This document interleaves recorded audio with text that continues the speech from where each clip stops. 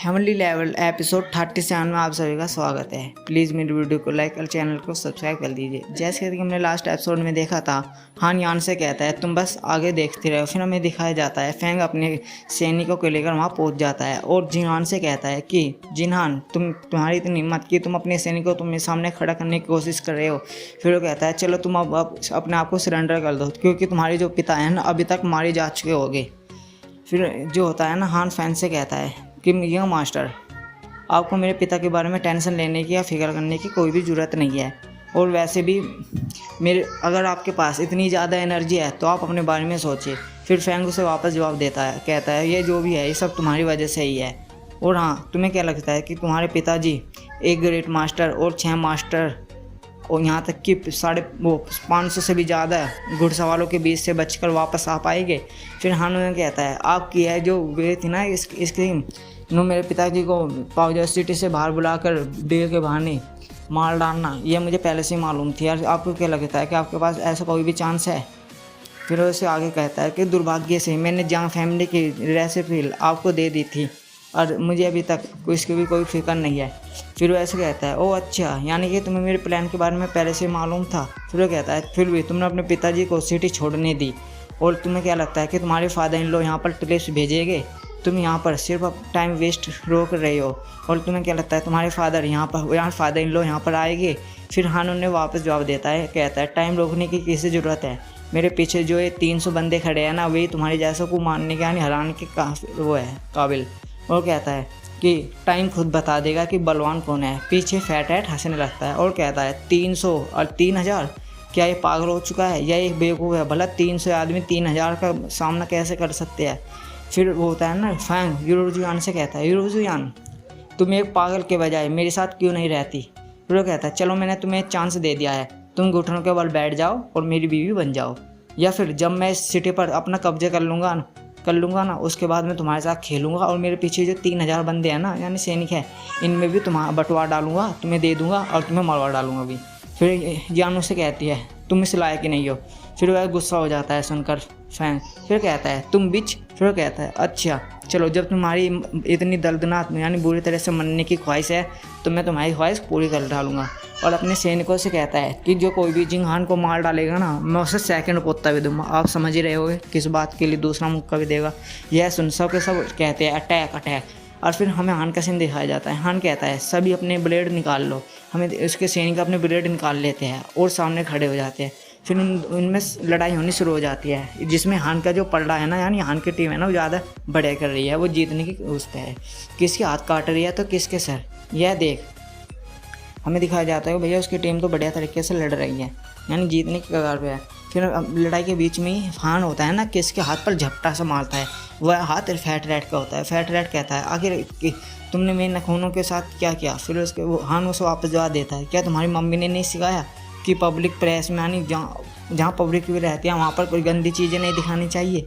फिर हमें उसका हाथ का सीन दिखाया जाता है, उसके जो नखून है ना टूट चुके होते हैं और खून बह रहा होता है। यह देख वो है ना चिल्लाता है सिक्स ब्रोदर और एक गैस से छोड़ने लगता है, या वो सारे में फैल जाती है। तो पीछे से उसका भाई कुत्ते की तरह जीभ निकालता हुआ आता है हंसता हुआ और कहता है ये जो सुगंध है ना मुझे बहुत ज़्यादा पसंद है और ये मुझे कवर भी कर लेती है। हान उसके हाथ पर मारता है और कहता है अच्छा तुम्हें बहुत पसंद है और उसका हाथ भींच देता है। यह देख उसकी फट जाती है। वह कहता है मनी मन में ये तो बहुत ज़्यादा स्ट्रॉन्ग है। फिर वो कहता है आखिर वह इसके बीच में ऐसे शांत कैसे खड़ा हो जाता है? फिर हान उसके मुंह पे मुक्का मारता है और कहता है लो तुम इसका स्वाद भी चखो। फिर फैट रैट हंस रहा होता है और कहता है बट जो सिक्स ब्रदर है ना मुझे बहुत अच्छे से समझते हैं और जो वो होगा ना जिन्हान वो तो अभी तक मर भी चुका होगा। फिर हमें दिखाया जाता है कि कोई धुम्मे में से बड़े स्टाइल के साथ बाहर निकलता है, वो हान होता है जिसने अपनी नाक में कुछ ठोस भी रखा होता है और उसके पेट में मुक्के मारता है। वो कहता है आखिर ये कैसे हुआ? फैट रैट कहता है, वो कहता है डैम इट पादू कहीं के। और वो कहता है पब्लिक में ऐसे नहीं क्या करता। उसके पेट में जो मुक्का मारा था ना उसमें वो मुक्का था लेवल 3 ट्रांसफॉर्मिंग पंच और उससे वो बहुत दूर जाकर गिरता है। और फिर हान होता है ना वो कहता है मनी मन में कि मैं बहुत ज़्यादा सौभाग्यशाली हूँ और मैं पहले से तैयार था। जी हाँ, यानी कि जो नौकरानी है ना इनके पीले बाल वाली, उसने से कपड़ा सा दे रखा है। कहता है कि उसका भी शुक्रिया भी चाहिए उसको। फिर वो अपने मन ही मन में कहता है मुझे वैसे अगली बार मैं रुजुयान से पूछूंगा कि उसकी जो सुगंध है ना वो कैसे होगी, यानी रूजुआन की सुगंध। फिर हमें पीछे दिखाया जाता है कि रूजुआन की आंखें तो लाल हुई पड़ी है और उसका मारने का इरादा है। वो कहती है ये डोडाई, हमें बताते हो ये डोडाई है क्या।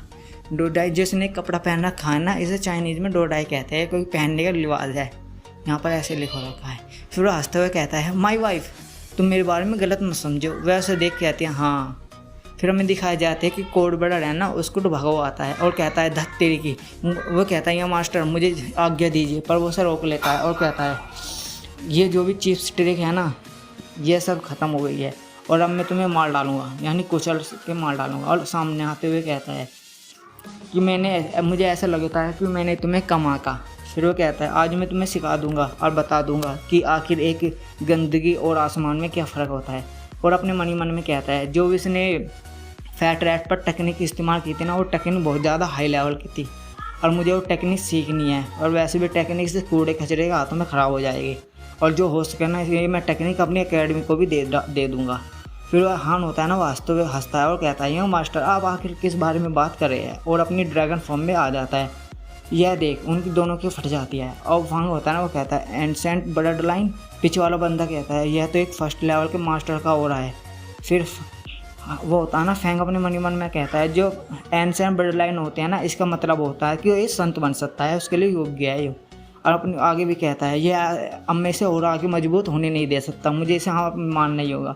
फिर हाँ उसे कहता है हंसते हुए कि यंग मास्टर आपने जिस टाइम मेरी बीवी के बारे में बुरा सोचा और बुरा कहा उस समय ही आपकी मौत तय हो चुकी थी। फिर वो आगे कहता है आपने मेरी बीवी के बारे में आपका जो भी शब्द कहे हैं ना, उन हर शब्द से आपको 10 बार भी मारा जाए ना तो वो भी कम ही है। यह सुन यान के गाल लाल होने लगते हैं और कहते हैं यह आदमी बहुत ज़्यादा बोल्ड है। फिर फांग हंसते हुए कहता है ओ अच्छा बड़ी बड़ी बातें तो हर कोई करता है, तुम में दम है तो यहाँ आओ। फिर अपने मन ही मन में कहता है जो ब्लड लाइन है ना इससे हर किसी की भी स्ट्रेंथ है ना वो बहुत ज़्यादा तेज़ से बढ़ती है। यह सुन हान उसकी तेज बड़ी तेज़ के साथ बढ़ता है और कहता है जैसी तुम्हारी इच्छा, और उन पर अटैक कर देता है। और वो अटैक इतना शक्तिशाली होता है कि वो मन ही मन में सोचता है फांग की है तो बहुत ज़्यादा शक्तिशाली है। फिर हान उसको उड़ाता है और कहता है मैं भी देखना चाहता हूँ आखिर तुम कितने समय का टिक सकते हो, और उस पर हमला करने लगता है। फिर हमें दिखाया जाता है जो होगा ना फैंक उसने ना अपने भाले के अंदर से एक और भाला निकाल लिया होता है और कहता है अब तुम मरो। यह देख हान चौंक जाता है और कहता है डुअल स्पीयर। हान ने उस स्पीयर को डोज कर लिया होता है। हम फिर वो होता है ना जो फांग उस पर चिल्लाते हुए कहता है आखिर तुमने ये डोज कैसे कर लिया, पर फिर भी जो होता है ना हान उसको वो कहता है इसकी जो क्यू आई है ना बहुत ज़्यादा स्ट्रॉन्ग है। हमें दिखाया जाता है हान बहुत दूर जाकर गिरता है। फिर जो होता है ना फांग उससे कहता है तुमने अभी जो भी करंट कल्टीवेशन लेवल चुना है तुम इस पर अभी आए हो, लेकिन मैं तुम्हें दिखाता हूँ कि सच्चा मास्टर क्या होता है।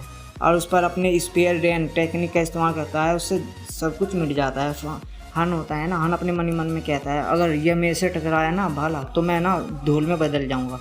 फिर हमें दिखाया जाता है वो बहुत ज़्यादा ब्लास्ट की आवाज़ आती है, लेकिन हन ने उसे डॉज कर लिया होता है। यह देख उसका पाला बढ़ जाता है। फैंक का वो चिल्लाते हुए कहता है तुम नशैद कहीं के। फिर हन कहता है उसे मैं तो तुम्हारी मदद कर रहा हूँ। फिर वो उससे कहता है अगर उसे कहता है तुम हिम्मत है तुम इसे डोज मत करना।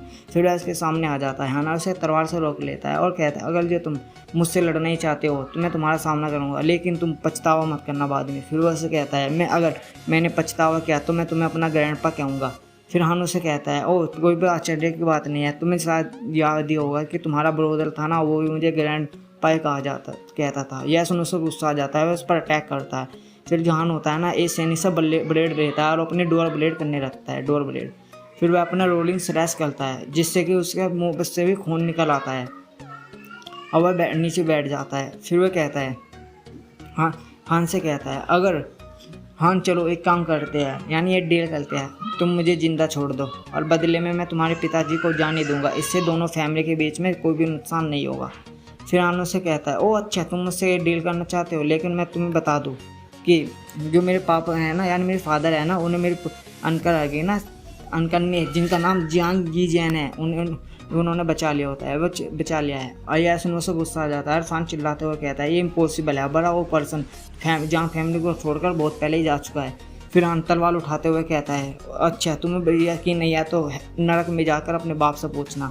यह सुनने से बहुत ज़्यादा झटका लगता है, उससे हो जाता है और उठ के वो कहता है जहाँ ये इम्पॉसिबल है। वो कहता है जहाँ तुम कूड़े कचरे आज मैं तुम्हें यहाँ पर मार डालूंगा। और फिर पीछे वो होते हैं यान चिल्लाते हुए कहती है कि पीछे देखो पीछे। हमें दिखाया जाता है कि उसके पीछे कोड वर्ड यानी कि जो खून पीता है ना डीमन वो आ जाता है। फिर हमें दिखाया जाता है वो हंसते हुए कहता है यहाँ पर मैं हंसूंगा और आज तुम यहाँ पर मरोगे। फिर हमें दिखाया जाता है कि कोड ब्लड के सिर में से भैया किसी ने ब्लेड आराम पार कर दिए। हमें दिखाया जाता है कि हाँ उन ब्लेड को ने कंट्रोल कर लिया है। वहाँ पर 3 सैनिक खड़े रहते हैं, उनके होश उड़ जाते हैं। उनमें से एक कहता है यहाँ क्या हुआ, दूसरा कहता है ये तो इम्पॉसिबल है, तीसरा कहता है आखिर ये कौन सी टेक्निक है। फिर जो फैंग होता है ना वह ना कोई कहता है स्पिरिट, तुम एक स्पिरिट मास्टर हो। फिर यान होती है ना यान हमें बताया जाता है कि जो स्पिरिट मास्टर होते हैं ना कई हज़ार किलोमीटर तक के भी कोई भी चीज़ उठा सकते हैं, उठाने में लायक रहते हैं। यही नहीं वे 10,000 मील दूर तक का भी बड़े आराम से देख सकते हैं। फिर वो कहते हैं हाँ ऐसे तुम्हारे पास अभी भी बहुत कितनी ज़्यादा वह सीक्रेट्स है राज है नहीं। फिर फांग होता है ना, फांग कहता है अगर जो तुम मुझे आज यहाँ मार भी डालते हो तो तुम्हें क्या लगता है कि ये ख़त्म हो जाएगी दुश्मनी। मैं तुम्हें बता दूँ तुम कभी भी ये नहीं जान पाओगे कि असली यानी दुश्मन कौन है। तुम कभी भी जान फैमिली को प्रोटेक्ट नहीं कर पाओगे, तुम कभी भी रुझान को प्रोटेक्ट नहीं कर पाओगे। फिर हमें दिखाया जाता है कि वो 3 ब्लेड उड़ते जाते हैं और उसके पीछे से घुस जाते हैं। और फिर कहता है हाँ मैं जिंगहान यहाँ पर बिना किसी पछतावे के रह रहा हूँ और भविष्य में भी कभी भी किसी से नहीं डरूंगा। अगर कोई मेरे सामने आया तो मैं उसे मार डालूंगा। और हमारा एपिसोड यहीं पर ख़त्म होता है। प्लीज़ वीडियो को लाइक और चैनल को सब्सक्राइब कर दीजिए। कमेंट करके बता दीजिए कि आपको ये मेरी सीरीज़ कैसे पसंद आ रही है। Thank you.